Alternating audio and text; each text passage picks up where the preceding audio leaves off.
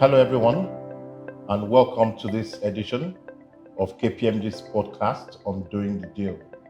My name is Ajibola Olomola. I'm a partner with KPMG in West Africa, and I will be your host for today. With me today, I have the pleasure of introducing Olumuyiwa Adebayo, who I will hereafter refer to as Muyiwa.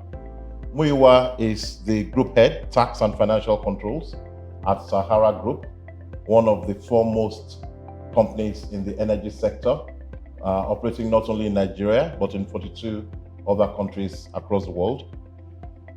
Muyiwa, I bid you welcome. Thank you very much.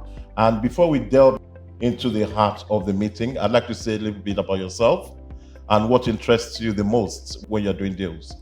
Okay, thank you very much. I've said my name is Olumuyiwa Adebayo.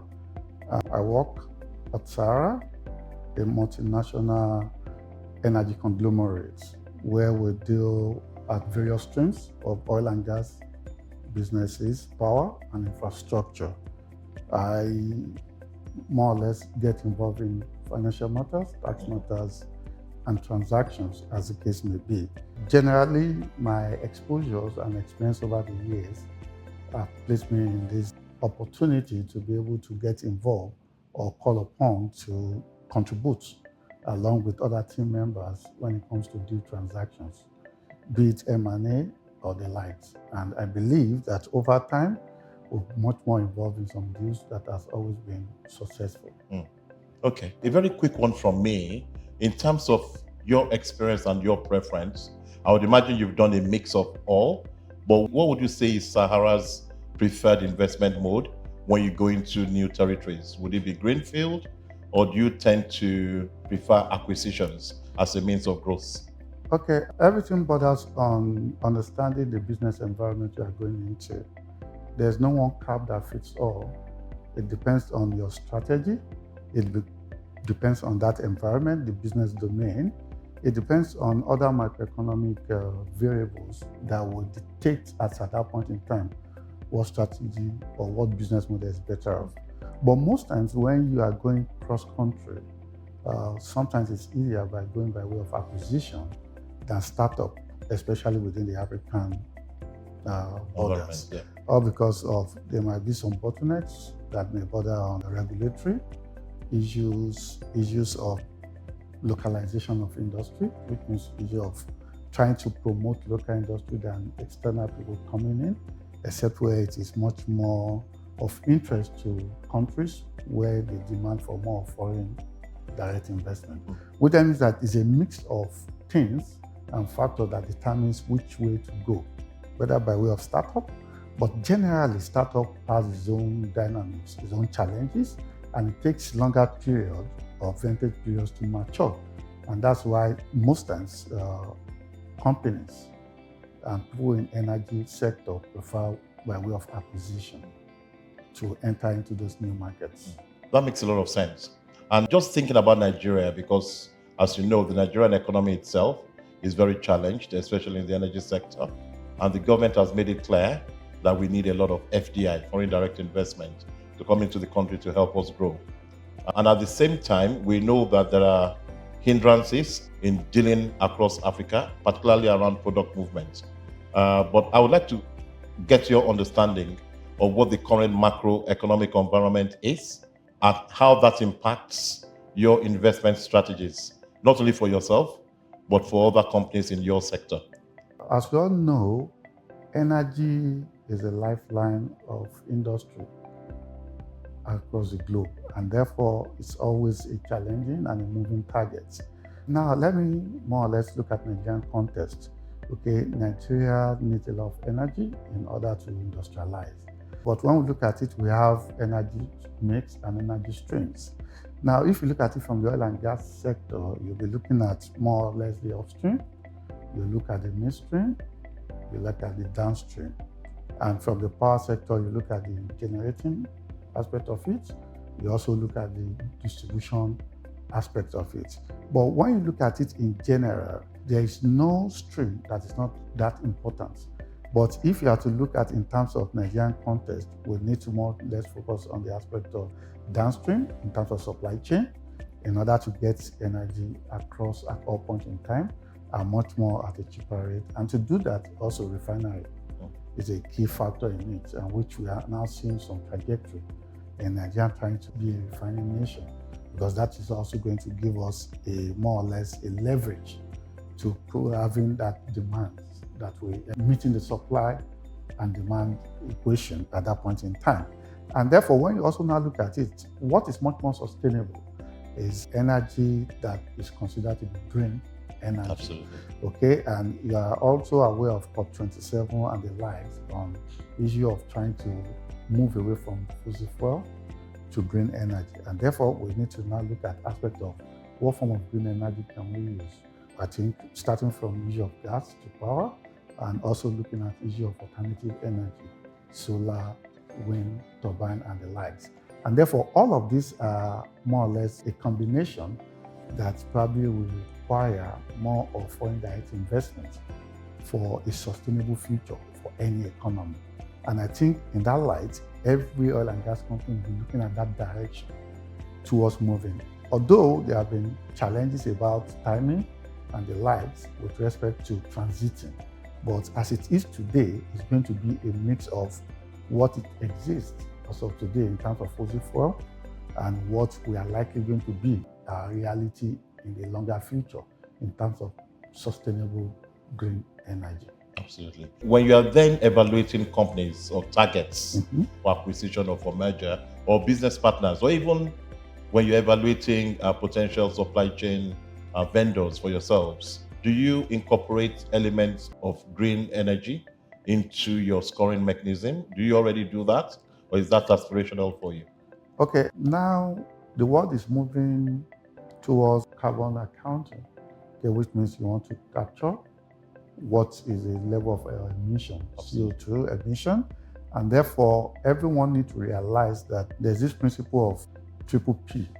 Before now, many organizations focus much more on profits, but the reality of today has shown that nature will always find its balance, and therefore it's more or less a focus from issue of the planet itself, the people, and the profits.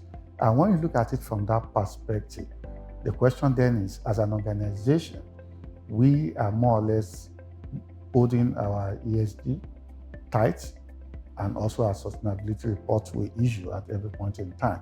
And that also speaks to the fact that you comes to everything must come with clean hands, which then means that before you more or less ensure that your vendor complies to it, you must also more or less lead by example. And there's no way you lead by example by more or less trying to do what is required in order to guarantee sustainable future. Therefore, your vendors and other parties will also fall alike. And therefore, within the system, we are putting things in place along with a governance and sustainability team to more or less ensure that at every point in time, those that we party with, those that we do business dealing with, are equally imbibing the ESG framework vis-a-vis the sustainability framework to be able to meet up with the future. And those are the things we consider as the time goes. Even today, you find out that most times your financiers, banks and the likes, or organizations that operate within the international space, you find out that part of what they require is your ESG framework in order to ensure that you are meeting up with future demand for carbon emission capture, as the case goes. Interesting. I mean, so for me, of course, having worked with you on a number of transactions, I can also let the audience know that for us at KPMG, the climate change and ESG is a very key agenda item for us. We are invested in and we have adopted policies that are consistent with the global accord. And we'll talk more on that the more transactions we have.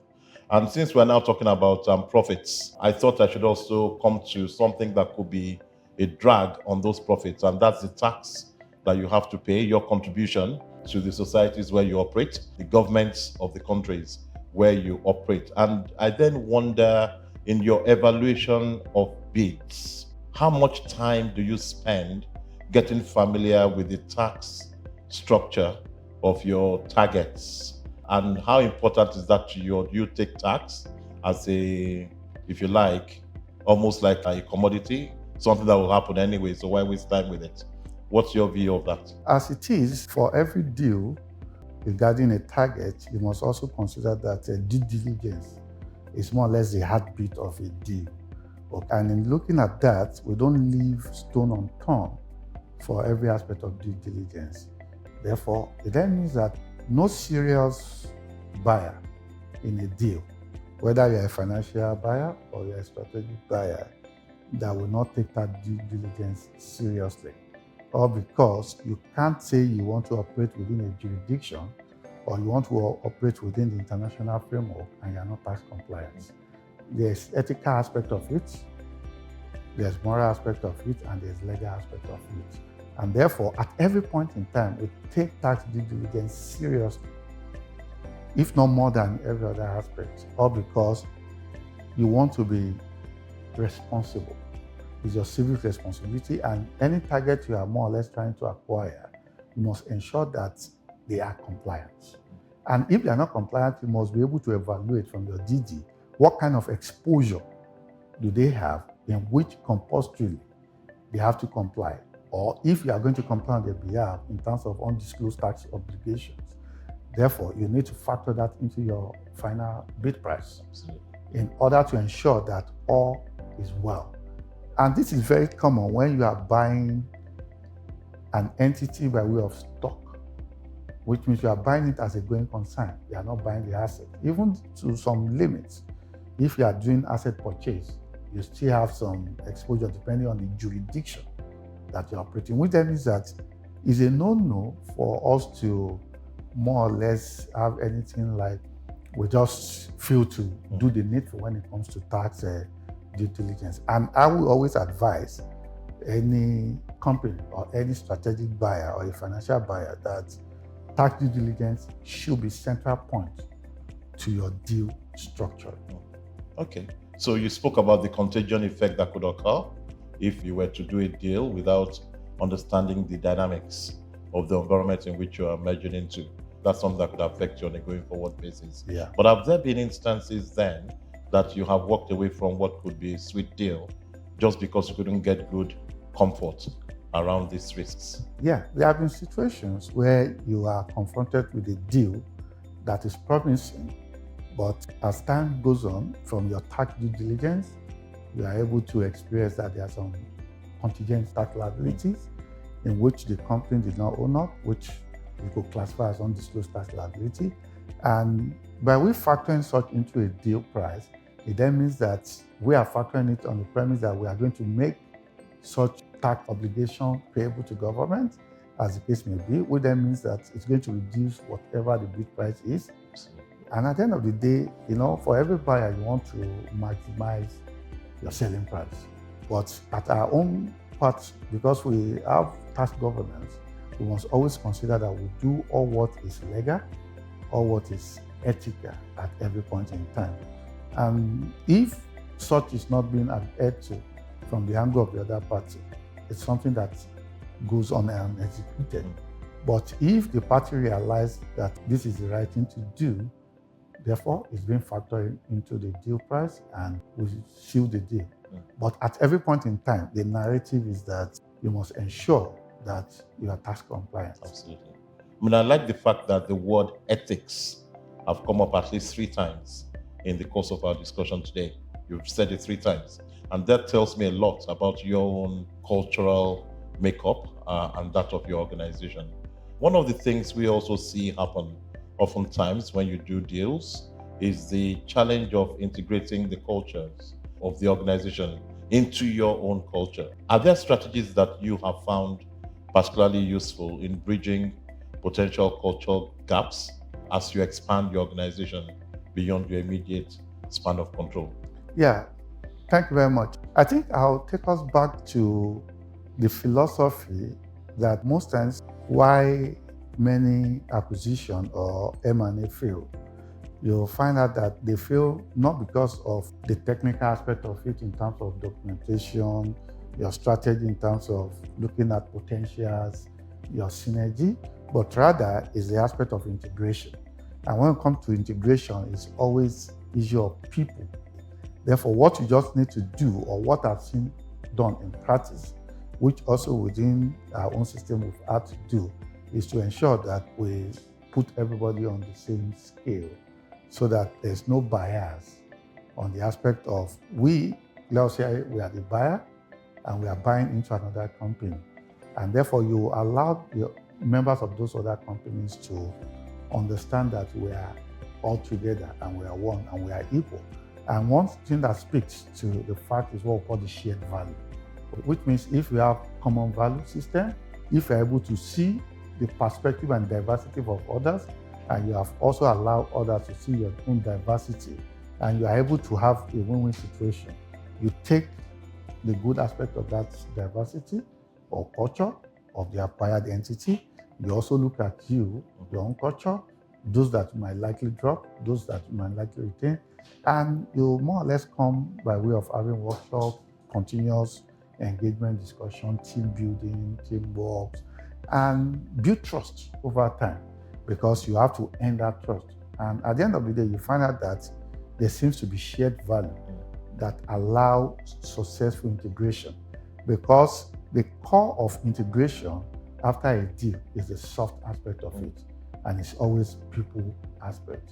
And people behavior changes, perception changes, and some other things. Therefore, you just need to more or less adapt something that is much more inclined with what will more or less force that marriage. On a going forward basis. On a going forward basis. That makes a lot of sense. And I like the fact that you come at it almost with an open mind, open checkbook. You're saying to yourself, I'm not going to try and impose my will on my partners. I'm going to look for a win-win. Yeah. What aspect of their culture, their operating system, do I want to leverage on going forward? What aspect of mine might be better? And so what emerges from the merger is not necessarily an old company surviving, but if you like, a new company amalgamated. Yeah. That's really good. I always call it a reimagined company. A reimagined company. Yeah. Interesting. I'll just ask one more question on the tax space, because when you talk about things being volatile and uncertain, we know that in Nigeria, things have been a bit volatile over the last couple of years. And that's the same story across Africa, as we see in countries like Ghana, countries like Egypt, South Africa. There have been a bit of volatility across West Africa as well. How do you bring that into the deal structuring? How do you get comfort around, say, tax or financial targets and KPIs that are moving where you can't really achieve certainty?